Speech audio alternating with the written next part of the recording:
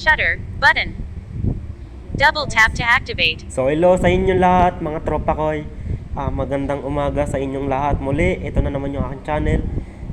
Ngayon, wala tayong pagbabahagian ngayon. Pero, andito tayo ngayon sa Pampanga High School. So, ngayon, this is the friends. Nandito na, ito sila.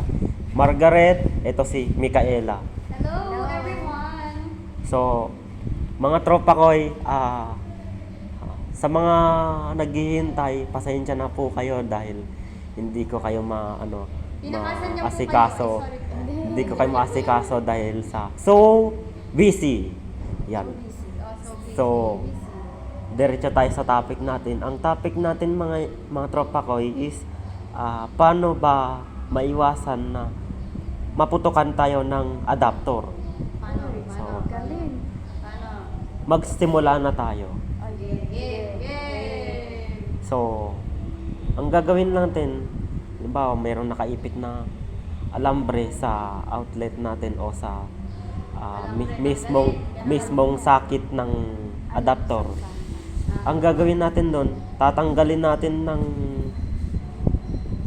plies yung kabling nakaipit, tapos dalawang plies o kaya isang plies lang, tas dalawang alambre nakakapit dyan, tatanggalin natin.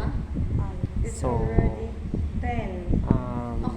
Yes, 10. sana makatulong to sa 10:25, the other one. sana makatulong to sa mga Ayan, so 4. sa mga bago. So last 3. So, Last 3 mga B. sana may matulong sa inyo itong payo ko na to. So, sana wag niyong basta-basta isasaksak yung inyong adaptor. So, yun lamang mga tropa koy. So, bago tayo magtapos, shout out muna tayo.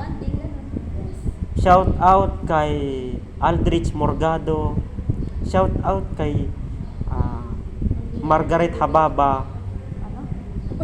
Shout out kay Krisha Kasikas. And then shout out din kay shout out kay Limuel Quintana. So, yun lamang. So, shout out din natin yung mga motovlogger. So, shout out nga pala kay Mariano Brothers Moto TV. So, maraming salamat mga tropa koy. Thank you for watching. God bless.